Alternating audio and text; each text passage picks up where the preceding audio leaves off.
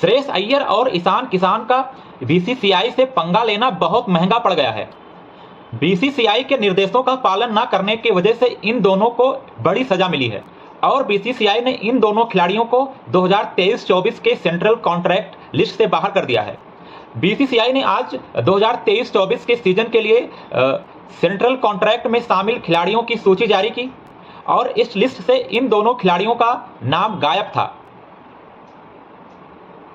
और इसकी वजह है इन दोनों खिलाड़ियों का घरेलू क्रिकेट खेलने से आनाकानी करना। इन दोनों खिलाड़ियों को बीसीसीआई ने डोमेस्टिक क्रिकेट में खेले जा रहे मैचों को खेलने का निर्देश दिया था। बार बार चेतावनी के बाद भी श्रेयस अय्यर और ईशान किशन अपने स्टेट से रणजी ट्रॉफी मैचेस में शामिल होने से मना कर रहे थे, जिसका इनको बड़ी सजा मिली है और अब इनको सेंट्रल कॉन्ट्रैक्ट लिस्ट से भी बाहर कर दिया गया है। अगर बात करें ईशान किशन की, तो साउथ अफ्रीका दौरे से वापस आने के बाद इन्होंने पर्सनल रीजन की वजह से बीसीसीआई से छुट्टी मांगी थी, जिसकी वजह से इनको अफगानिस्तान टूर और फिर इंग्लैंड के खिलाफ होने वाली सीरीज में शामिल नहीं किया गया था। इस दौरान ये कभी छुट्टियां मनाते हुए तो कभी आईपीएल की प्रैक्टिस करते हुए देखे गए। बड़ौदा में हार्दिक पांड्या के साथ ये आईपीएल की प्रैक्टिस करते हुए देखे गए। इसके बाद से बीसीसीआई ने ईमेल भेजकर खिलाड़ियों को रणजी के मैचेस खेलने का निर्देश दिया। ऐसे खिलाड़ी जो कि फिट हैं और या तो इंडिया ए से खेल रहे हैं या तो इंडियन टीम में सेलेक्ट नहीं हुई हैं, इन सभी खिलाड़ियों को रणजी खेलना अनिवार्य है। वो खिलाड़ी या तो जो इंडियन टीम में हैं खेल रहे हैं या तो जो चोटिल हैं एनसीए में हैं, उनको छोड़ के बाकी सभी खिलाड़ियों का घरेलू मैच खेलना अनिवार्य है। लेकिन इतने चेतावनी के बाद भी, निर्देशों के बाद भी ईशान किशन रणजी खेलने नहीं गए और लगातार झारखंड के लिए रणजी के मैचेस को मिस करते रहे। इस दौरान ये प्रैक्टिस करते हुए आईपीएल के लिए नजर आए। आखिरी बार इन्होंने टी20 मैच खेला था ऑस्ट्रेलिया के खिलाफ, जो कि ओडीआई वर्ल्ड कप के तुरंत बाद हुआ था। इसके बाद अगर श्रेयस अय्यर की बात करें, जो कि अभी कुछ दिन पहले ही भारतीय टीम के सभी फॉर्मेट का हिस्सा थे। अभी टेस्ट सीरीज इंडिया इंग्लैंड के खिलाफ चल रही है, उसमें दूसरे मैच तक उन्होंने खेला। दूसरे मैच के बाद उनको टीम से खराब परफॉर्मेंस की वजह से बाहर किया गया था। टीम से ड्रॉप होने के बाद उन्होंने भी रणजी के मैचेस मिस किए, जबकि बीसीसीआई ने क्लियरली ईमेल लिखकर सबको बताया था कि जो भी इंडियन टीम में सेलेक्ट नहीं है या जो चोटिल नहीं है, उन सबको रणजी के मैचेस खेलना अनिवार्य है। इसके बाद श्रेयस अय्यर, जो कि मुंबई की टीम से रणजी ट्रॉफी खेलते हैं, उन्होंने लीग मैचेस जो हुए रणजी के, उसमें से आसाम के खिलाफ मैच था मुंबई का, उन्होंने मिस किया। उसके बाद क्वार्टर फाइनल मुंबई और बड़ौदा के बीच हुआ, वो भी उन्होंने मिस किया। बीसीसीआई के जवाब मांगे जाने पर उन्होंने बताया कि उनको कुछ दिक्कत है, उनकी पीठ में कुछ दिक्कत है, लेकिन एनसीए ने बताया कि श्रेयस अय्यर बिल्कुल फिट हैं। ये बहाना केवल मार रहे हैं, खेलने की रणजी खेलने से बहाना बना रहे हैं। जिसके बाद अब इन दोनों खिलाड़ियों को भारी पनिशमेंट दिया गया है और उनको सेंट्रल कॉन्ट्रैक्ट लिस्ट से बाहर कर दिया गया है। तो इन दोनों खिलाड़ियों के लिए बिल्कुल भी अच्छी खबर नहीं है।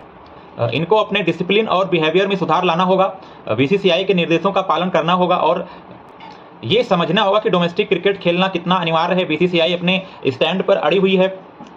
जैसा ने पहले ही बताया था कि वही खिलाड़ी सिलेक्शन के लिए एलिजिबल होंगे जो डोमेस्टिक क्रिकेट में परफॉर्म करेंगे। आईपीएल खेलने से अब ज़्यादा फायदा मिलने वाला नहीं है। इंडियन टीम में सिलेक्शन मिलने के लिए डोमेस्टिक में परफॉर्म करना और खेलना अनिवार्य है। इस स्थिति में इन खिलाड़ियों को समझना होगा कि डोमेस्टिक क्रिकेट कितना जरूरी है।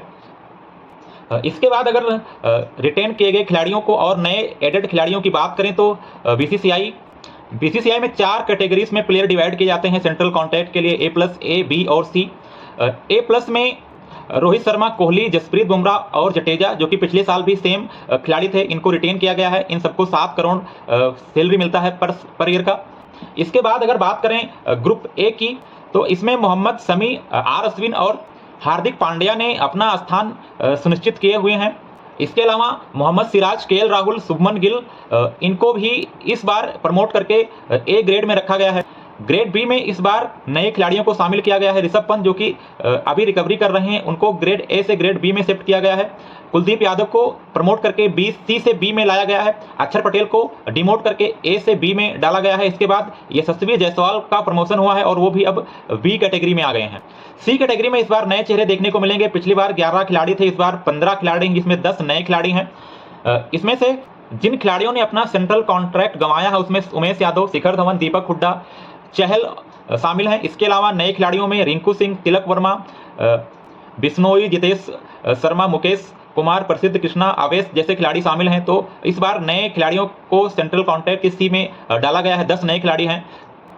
इसके अलावा बीसीसीआई ने बॉलर्स के लिए एक स्पेसिफिक कॉन्ट्रैक्ट लिस्ट रिकमेंड किया है, जिसमें से बॉलर्स जैसे आकाशदीप, विजय कुमार, उरमान मलिक, यश दयाल जैसे खिलाड़ियों को इस कैटेगरी में रखा गया है, जिसको स्पेसिफिकली बॉलर के लिए बनाया गया है। इसके अलावा वे खिलाड़ी जो कि अभी भी सेंट्रल कॉन्ट्रैक्ट में शामिल होने के लिए एलिजिबल नहीं हैं, जिसमें से ध्रुव जुरैल और सरफराज खान इस लिस्ट में शामिल हो सकते हैं, क्योंकि इस लिस्ट में शामिल होने के लिए जो रिक्वायरमेंट है या तो मिनिमम 3 टेस्ट मैच खेले हो खिलाड़ी, या 8 ओडीआई या 10 T20 मैच। तो सरफराज और ध्रुव अब तक 2 टेस्ट मैच खेल चुके हैं, धर्मशाला में हो 5वां टेस्ट खेलने के बाद वो भी इस लिस्ट में शामिल कर लिए जाएंगे। तो ये है पूरी बीसीसीआई की लिस्ट, जिसमें से कई नए खिलाड़ियों को मौका दिया गया है। तो वहीं जो बड़ी खबर थी, जो हाईलाइटेड था, वो ईशान और श्रेयस अय्यर का एक्सक्लूजन था। इन दोनों खिलाड़ियों को बीसीसीआई ने सेंट्रल कॉन्ट्रैक्ट लिस्ट से बाहर कर दिया है, इनके इनअप्रोप्रिएट बिहेवियर की वजह से। अब देखते हैं कि इन दोनों खिलाड़ियों का आगे क्या होता है।